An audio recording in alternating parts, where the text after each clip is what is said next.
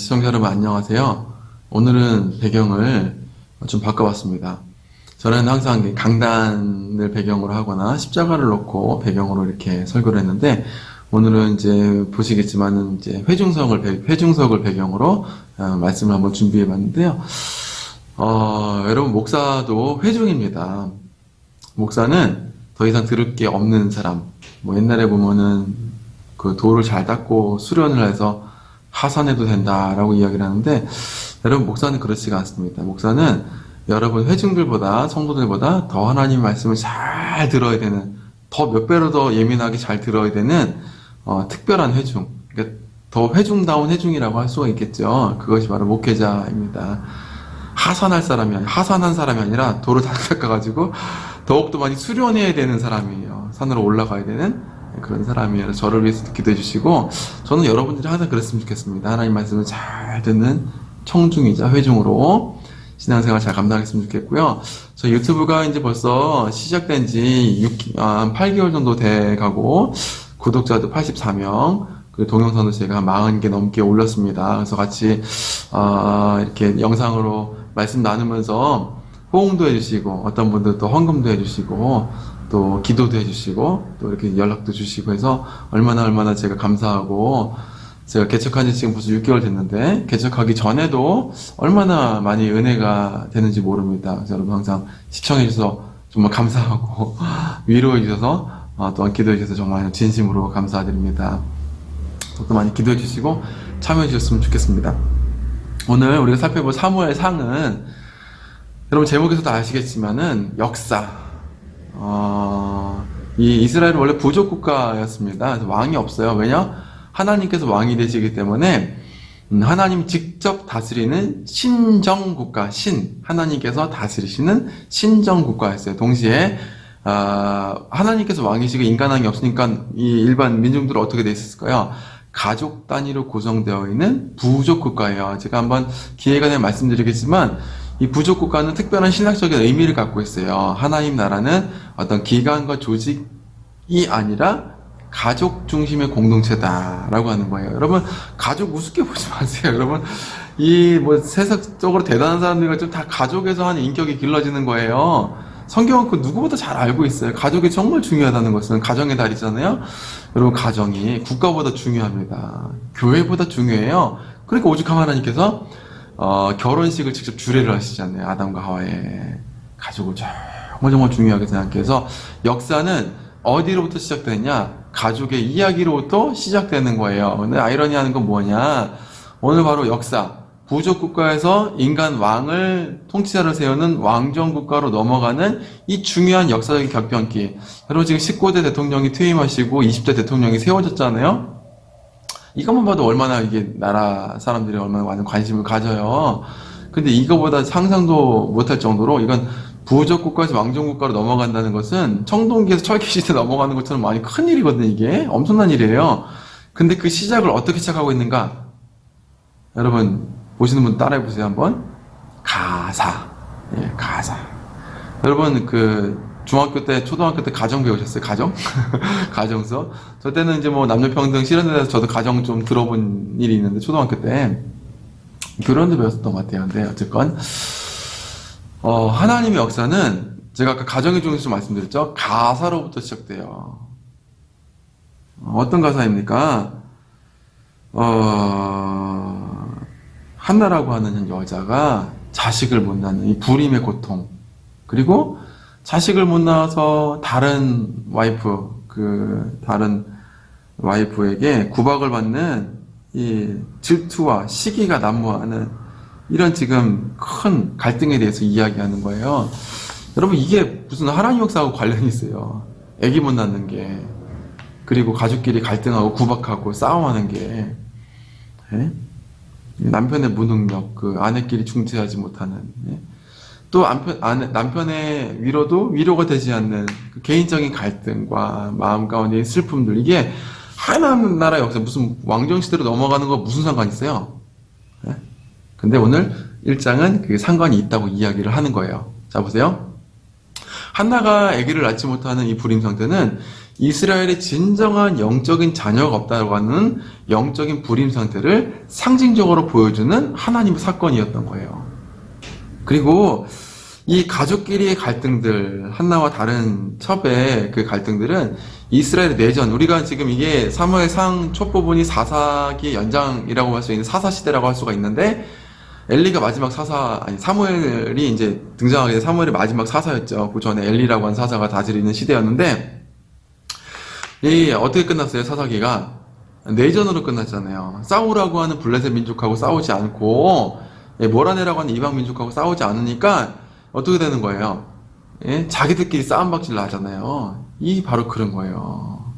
영적 전쟁을 하지 않고 자기들끼리 싸우는, 이게 한나의 가족을 통해서 두 가지 사건, 내전과 영적인 불임이라고 하는, 영적인 생산이 없다라고 하는 이 두 가지를 상징적으로 보여주는 거예요. 저는 여러분들이 정말 그랬으면 좋겠어요. 여러분 삶의 자리가 그렇게 하찮은 자리가 아니라고 기억하셨으면 좋겠어요. 제가 신방하고 예전에 교회 성도들 많이 만나면서 집집마다 없는 문제가 없어요. 다 한두 가지 문제가 있어요. 그런데 중요한 게 뭐냐? 그 문제가 기도하고 응답받고 뭐 해결돼야 될 아주 남한테 말하기 부끄러운 그 사건이 아니라, 여러분 잘 들어보세요. 하나님이 여러분들에게 여러분이 생각하는 것 이상으로 축복을 주시기 위해서, 한나가 사무엘을 낳을 줄 알았어요? 그 이스라엘의 마지막 사사이자 이스라엘의 왕정을 굳건하게 세우는 그 위대한 사사가 될 줄 알았겠어요? 몰랐겠어요? 자기가 애기 가지 못하는데, 알았겠어요? 자기는 애기 만나도 감사한 건데, 그게 자기는 문제 전부였던 거예요. 애기 만났으면 좋겠습니다. 그러면 바치겠습니다. 이렇게 얘기했던 거 아니에요?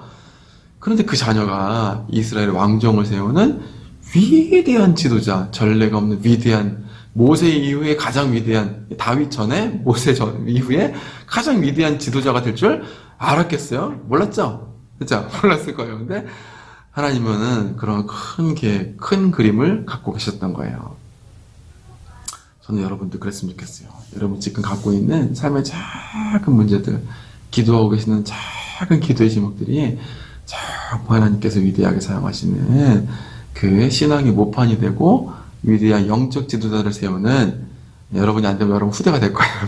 여러분 후대의 위대한 그 자녀들을 세우는 신앙의 모판이 될 거라고 여러분 믿어 의심치 마시고 기도로 한번 기대해 보시고 하나님 위대한 일들을 한번 생각해 보시기를 바랍니다.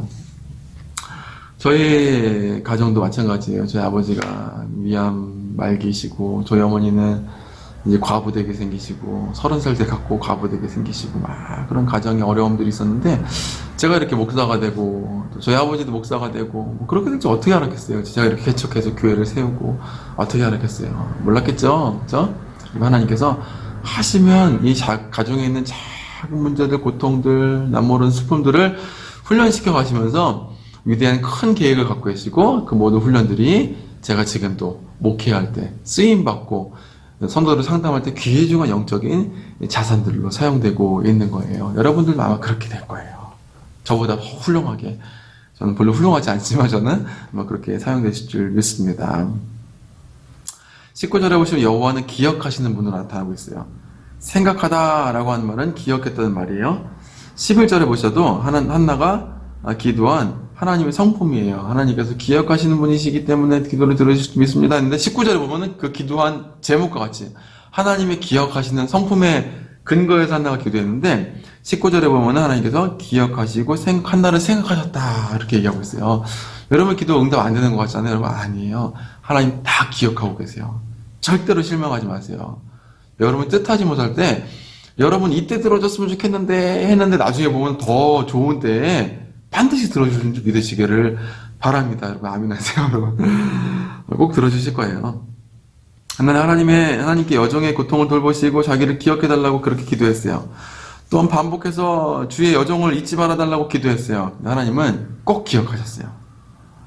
우리는 아주 중요한 부탁을 할 때 꼭 기억해달라고 잊지 말아달라고 그렇게 간청하잖아요. 근데 별로 부탁에 관심을 두지 않는 사람은 기억하지 않고 그냥 까먹고 말아요. 하나님은 하지만 항상 꼭 기억하세요. 할렐루야. 하나님은 기억하실 뿐만 아니라 그것을 실행할 수 있는 능력을 갖고 계세요. 따라서 하나님이 기억하시면 새로운 일이 일어나게 돼요. 희망이 없는 한나가 미래가 있는 사람이 되었어요. 이렇게 기도 응답받은 사람들은 당당하게 돼요. 그래서 여러분들의 신앙은 체험하는 거예요. 제발 말씀만 듣고 가만히 계시지 마시고 열심히 기도하세요. 여러분 지금 고통스러운 일이 있어요. 힘든 일 있으시죠? 왜 있는지 아세요? 기도하라고 주시는 거예요. 하나님께서 C.S. 루이스 제가 가끔 말씀드리잖아요. 고통은 하나님의 초대장이다. 그렇게 얘기하잖아요. 기도의 자리로 초청하는 초대장이에요. 고통이. 기도하라고 하시는 거예요. 옛날에 그랬어요. 제가 대학교 때 청년 사역할 때 갑자기 새벽기도 안 나오던 청년이 새벽기도 나와요. 뭐예요? 네, 여자친구랑 헤어진 거예요. 그래서 그 나쁘다는 게 아니라 하나님께서 부르시는 거예요. 컴온 와라. 그 잘못된 거 아니에요, 여러분. 고통이 있을 때 생전 새벽기도 안 나가다가 같이 나가면은 잘하는 거죠, 여러분. 하나님 그렇게 하라고 고통 주는 거거든요. 잘 말을 알아들은 거예요. 그러니까 여러분 실망하지 마시고. 그런데 이런 기도 응답을 받고 하나님의 회복하심을 계속적으로 체험해 가면서 신앙이 성장해 가는 거예요. 그래서 세상 앞에 당당한 신앙인이 되는 거예요. 지금 한나가 그랬어요. 옛날에는 남편 엘가나의 등 뒤에 가려가지고 쭈뼛쭈뼛대면서 선지자 앞에 나아가고 예배당으로 성전으로 나아갔어요. 근데 이제는 기도 응답 받고 나니까 남편을 패스하는 거예요. 남편을 거치지 않고 당당하게 엘리 제사장에게 가서 말을 했어요. 뭐라고요? 하나님이 주신 은혜를 기억하고 나도 기억하다. 하나님께서 기억하셨으니까 나도 이제 기억하고 있습니다. 하나님의 은혜를 기억하면서 감사로 화답하겠습니다. 하면서 28절이 그 고백이에요. 잘 보세요. 그러므로 하나님의 여정을 기억하셔서 아들을 주셨으니까 그러므로 나도 하나님의 은혜를 기억하고 제 자식을 바치겠습니다. 이렇게 얘기하는 거예요. 여러분 이게 참된 신앙인의 태도예요. 우리가 얼마나 많이 기도 응답 받고선 하나님 나한테 이렇게 복 주셨다고 그냥 그렇게 사람들한테 자랑하고 끝내버려요. 그 고백이긴 하죠. 간증이긴 한데 거기서 끝나면 진짜 간증이 아니에요. 그렇게 해서 내가 지금 이렇게 헌신하고 내가 이렇게 봉사하고 내가 이렇게 부족하지만 섬기고 있다라고 이야기를 해야지 제대로 된 이 신앙의 선순환이 되는 거예요. 신앙의 순환이. 바로 이 한나는 우리가 신앙생활하는 데 가장 모범적인 답안을 보여주고 있어요. 한 개인의 가정사, 정말 구박당하는, 애기 못 나가지고 구박당하는 그 삶 가운데서도 기도하고 간절히 어쩔 수 없이 몸부림쳤는데 하나님 복 주셔갖고 자녀를 잉태하고 그러니까 나도 보답하겠습니다 라고 이제 나아가서 하나님께 보답하는, 얼마나 멋진지 몰라요. 근데 그 자식이 어떻게 되는 거예요? 그는 자식을 낳게 해달라고 기도했는데, 아들을 원하고 기도를 했는데 하나님께서 이스라엘 왕정을 세우는 엄청난 지도자를 세우시는 거예요. 할렐루야. 이게 바로 한나가 받았던 축복이고 신앙의 모범적인 신앙 답안입니다. 이것이 역사를 바꾸고 세우는 하나님의 지도자가 잉태되는 신앙의 삶이에요. 그래서 여러분 오늘 두 가지 말씀드렸죠.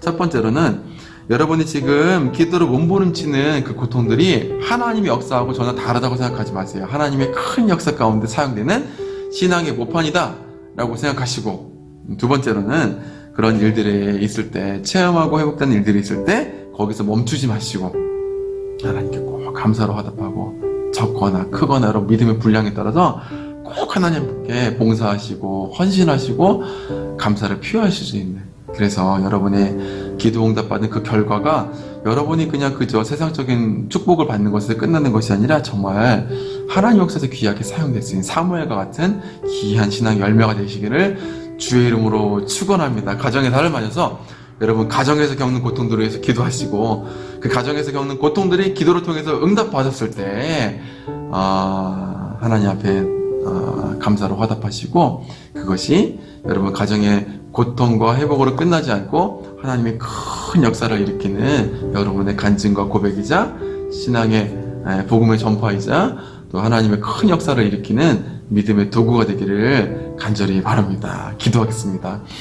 하나님 아버지, 가정의 달을 맞아서 이 귀한 역사와 가사, 하나님의 역사가 가정의 작은 일들을 통해서 일어남을 확인하게 하시니 감사합니다. 너무나 섬세하게 우리들 가정들을 돌보시고 사랑으로 인도하시는 하나님, 우리가 고통 가운데 정말 우리가 믿음이 있는데 이렇게 복을 받지 못하고 고통 가운데 허덕이는가 실망하지 않고 우리 작은 고통으로 말미암아 기도함으로 말미암아 승리케 하시고 더욱더 큰 하나님 역사로 우리의 고통을 사용하시는 하나님의 은혜를 바라보면서 믿음으로 전진할 수 있는 이 가정에들 한 달 될 수 있도록 도와주시옵소서. 우리들의 작은 가정사가 하나님의 역사를 일으키는 위대한 도구가 될 수 있도록 인도하실 줄 믿사하며 거룩하신 예수님의 이름으로 기도합나이다. 아멘.